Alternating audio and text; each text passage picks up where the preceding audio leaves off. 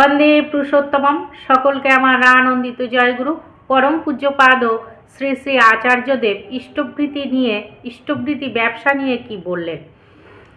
আমার ঠাকুরের ইষ্টবৃত্তি যদি ব্যবসা হয় তাহলে তুমিও ব্যবসায় নামো। তুমি তেলে ভাজা মুড়ি চপের দোকান খোলো, আমিও তেলে ভাজা মুড়ি চপের দোকান খুলি। তাতে তোমারও বিক্রি হবে, আমারও বিক্রি হবে। যদি ইষ্টবৃত্তি ব্যবসা হয় তাহলে তোমার নামে ইষ্টবৃত্তির দোকান খোলো।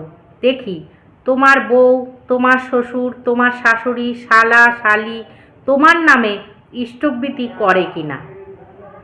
আমার ঠাকুরকে রোজ কোটি কোটি মানুষ ইষ্টবৃত্তি দেয়। দেখি তোমার নামে কেউ ইষ্টবৃত্তি করে কিনা। যদি না করে তাহলে আমার ঠাকুরের ইষ্টবৃত্তি মোটেও ব্যবসা নয়। ফাজলামো মারার জায়গা পাও না। তা পরম পূজ্যপাদ শ্রী শ্রী আচার্যদেব কি বলছেন, এই ইষ্টবৃত্তি আমাদের ব্যবসা নয়, এটা মহাযজ্ঞ।